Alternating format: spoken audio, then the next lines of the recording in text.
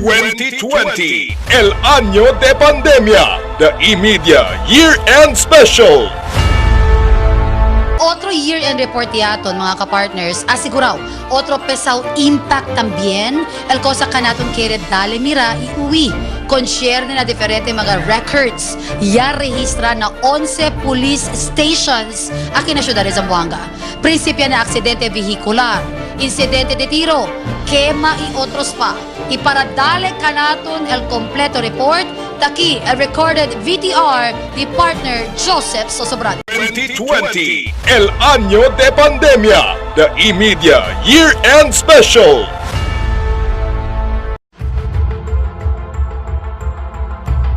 Mas quinta experiencia pandemia el ciudad de Zamboanga por causa con el amenazo de COVID-19. Este año 2020, hindi pwede ibita que tiene pa siempre mga record concerne na implementación del paz y orden na ciudad. Lo mismo mga kriminalidad kaya sucede este año. Desde asinta na posisyon el presidente Rodrigo Duterte como presidente del República del Pilipinas, el campaña contra droga prohibido amo el uno de su prioridad del su administración. Na todo día ta cubre el news team del E-Media na mga estasyon de pulis aquí na syudad. Numero 1 el kaso de droga prohibido que hindi ta perder na record del mga police station. Prinsipya pa lang el mes de enero, tiene record ya entra na sa Zamboanga City Police Office mga drug by bus operation. Estaba na 11 police station aquí na syudad na mga drug by bus operation. Yalkansaya na 793 drug by bus operation enero hasta Nobyembre. Ya tiene 1,040 baga arestado sospechado. Kaya pwede planta kaso na korte. Mientras ya alcanza na 6.2 kilograms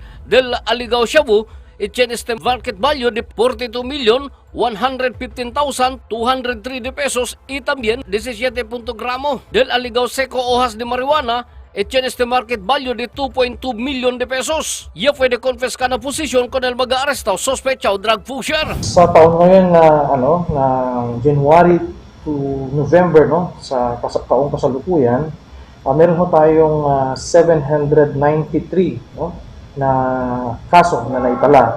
Na kung saan ay meron ho tayong nagtala tayo ng 99.62 na sold at saka 100% po tayo sa cleared natin sa illegal drugs. Comparando del año 2019, el Zamboanga City Police Office ya tiene record na mga drug by bus operation 967 na 11 police station aquí na syudad. Y alcanza na 1,227 mga sospechaw kung kanya pwede arrestar durante la operasyon. Mientras 10.38 gramo del aligaw shabu, ella puede confiscar en este market value 68,263,653 pesos. Mientras el confiscado seco hojas de marihuana tiene este 17 kilo. Tiene este market value de 2.127 billion de pesos valor de droga prohibido. Este año ya queda bien controversial mga drug by bus operation amo el drug by bus operation de Police Station 11 na sentro del pueblo. 4 mga sospechao el quien ya sale arrestado. 4 paquete del aligaw cocaine.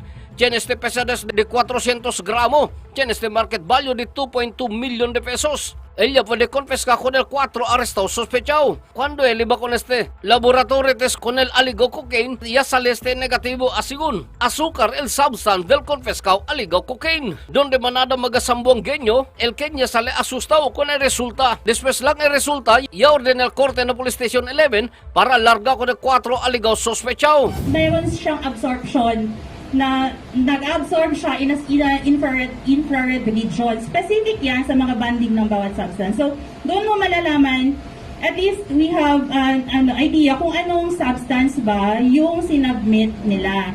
So, it turned out that the substance, the closest match of the sample is soluble starch, dextrose, and cellulose. Yun yung closest match na all the 4 samples has the same result. Iba-iba lang yung concentration ng result niya, but it yielded the same results all the 4 samples.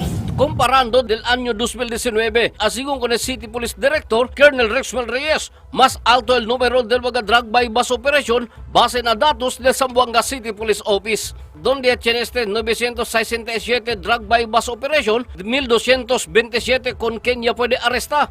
Durante la operación ya alcanza na 10 kilo y 40 gramos del aligao shabu, tiene market value 68,263,653 de pesos cantidad, mientras el confiscado seco hojas de marihuana y alcanza también 151.5 gramos, tiene market value 18,126 pesos. Pagdating naman po sa total number ng drug operation, mataas po yung nai-record nung nagdaang taon na meron pong 961.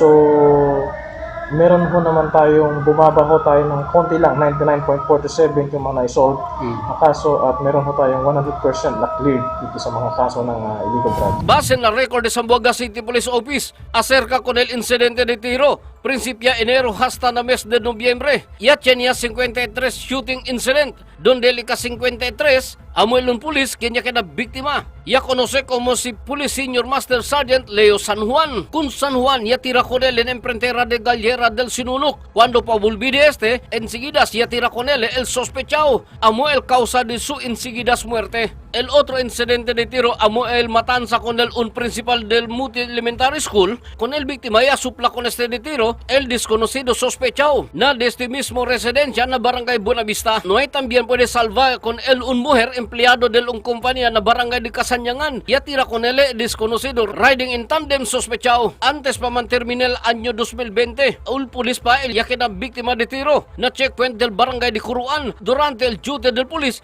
ya tira con él riding in tandem sospechado. Pero el mga pulis ya puede man recover con el motorsiklo y pusil del mga sospechado. Amo también dali ideya con el mga pulis para puede identificar con el mga sospechado. Lo mismo también el último lunes del año 2020, un negosyante de este barangay Tumaga, el Kenya queda víctima de tiro. Un tupada de bala na cabeza amo el ya causa su enseguidas muerte. El ika-59 shooting incident año 2020, comparando del año 2019. Base na record del Zamboanga City Police Office, tiene lang 58 shooting incident, donde asubi un incidente de tiro na año 2020. Mientras tanto, el 3 sospechado na matanza con el un guardia del Human Rights, ya puede arrestar ng investigador de Police Station 11 na follow-up operation. Yan que besa mismo si Kapitan Sunny Boy Perez, ya puede arrestar con mga sospechado na barangay de Bualan. Uno y alburutan na publiko amo el warrant of arrest operation del Ayala Police na purok 7 barangay Recodo. El operasyon del mga pulis ya resulta na shootout. Un pulis y 4 mga sospechado el Kenya sale muerto. Mientras el target sospechado ya puede escapar durante la operasyon. Kung i-compare natin yung shooting incidents nung nagdaang taon at saka sa kasalukuyang taon, meron ho tayong naitala na 53 ngayong 2020 at tumaas ho tayo ng isa kumpara po noong nakarang taon na meron po natin naitala ng 52 cases. El City Police Director Colonel Rexwell Reyes ya habla kay mas bajo el incidente de tiro el año 2019. Base na record de Zamboanga City Police Office, ya tiene lang 52 shooting. Mayor parte del motibo agravio personal. Pagdating naman po doon sa ating mga cleared po, no, meron po tayong 45% na kung saan ito po ay merong bilang na 15. At yung under investigation po natin ay ganoon din po 15 na kung saan meron po tayong 28.3%. Na mga insidente de aksidente vehicular, año 2020, mas bajo na record de Zamboanga City Police Office. Estaba na 11 police station aquí na syudad, donde el más reciente amo el carambola del 3 motorsiklo na Jumbo Bridge, Barangay Digiwan. Uno el Kenya sale muerto. Asigon grande el apekto na bajada del vehicular accident. Amo el pandemia, donde el gobierno local ya se abaja orden para controlar el salida del mga vehículo y también el mga lockdown na diferente lugar durante el ECQ, GCQ y también el MGCQ. Amo el causa ya menora el mga vehicular accident na kamino. Atin pong reckless imprudence po, no, resulting to physical injury at saka mga na kung saan nangyayari to sa ating mga highways. Meron po tayong naitala, no, sa taong kasalukuyan na 1,470. Mababa po siya ng 746 sa ikukumpara po natin sa nagdaang taon na kung saan meron ho silang naitala na 2,216. El macacris de noticia del vehicular accident, manada del mga vivientes del ciudad El Kenya de lastima con el 4 mga anak del man maridable Kenya muri durante el vehicular accident na barangay Kabaluay, donde mismo el imidya ya dali ayuda con el 4 mga bata. Cuando ya abandona con el mga mayores por causa na aksidente vehicular. Na record de Zamboanga City Police Office del año 2019. Mas alto el incidente vehicular na magakamino aquí na syudad. Estel Cosa ya confirma el City Police Director, Colonel Rexwell Reyes. Mayroon silang difference ng 746. Bumaba po ng 746 yung ating naitala na reckless imprudence. El macacriste suceso del año 2020, especialmente na tiempo del pandemia, manada el Kenya comete suicidio comparando del otro año base na record de Zamboanga City Police Office. Este año 2020 ya tiene 37 incidentes de suicide, mientras del año 2019 ya tiene lang 21 incidente. Sa suicide incidents po naman natin, ito po ay atin po kinalulungkot, no? Na meron po tayong naitala na 37 incidents po ng suicide. Kumpara po natin ito noong nakarang taon na meron pong 21 na cases natin.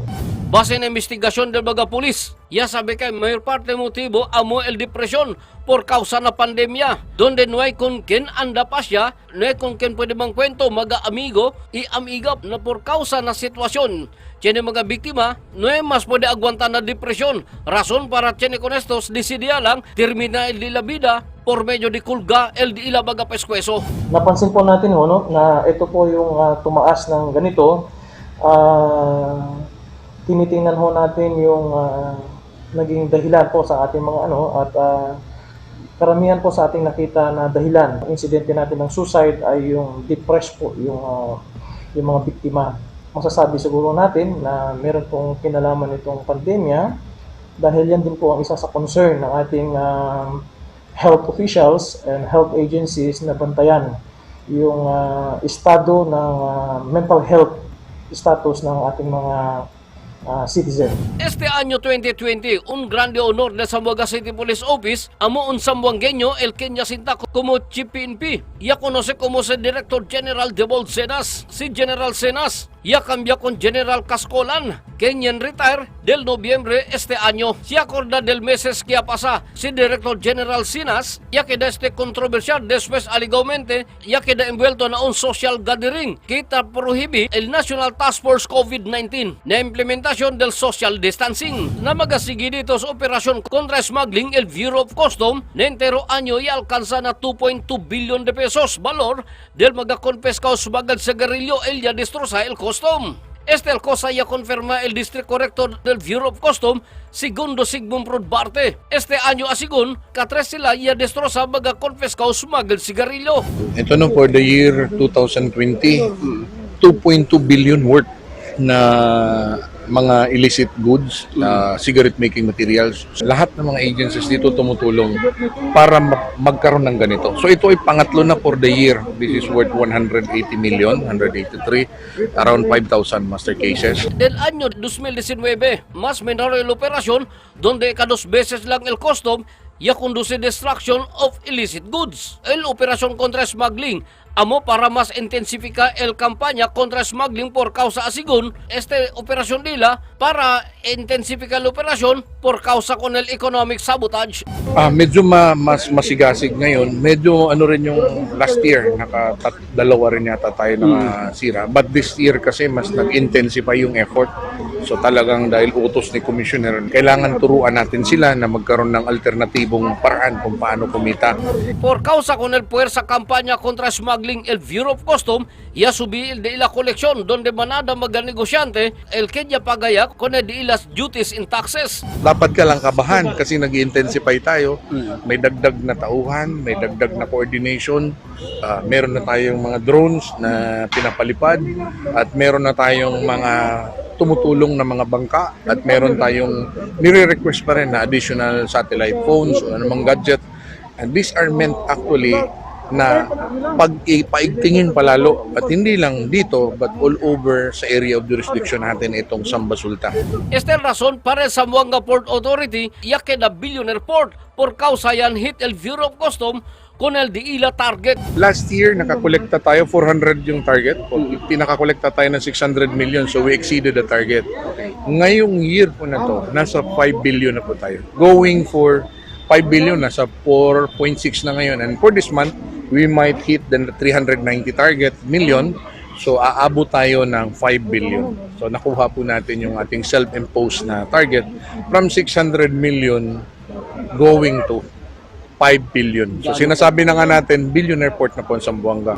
Grande apekto del pandemia si porque ya bajan na más o menos 50% el incidente de quema aquí na ciudad. Este después mayor parte del mga vivientes adentro lang na di ila magakasa por causa ng mga lockdown implementación del quarantine. Este año 2020, 116 lang el incidente de quema, el na record del Bureau of Fire. 82 aquí el estructural, mientras 84 non-structural el Yakima. El Yakima tiene estimate damage na entero año y alcanza lang na 57 million de pesos. Uno el muerto mientras dos el herido. Comparando del año 2019 y alcanza na 337 el quema, el ya restará na BEP, donde 116 el structural, mientras 227 el non-structural. Base na estimated damage, y alcanza na 56 billion 817,700 pesos. Na mencionado quema, 22 personas el que ya sale muerto, mientras 9 también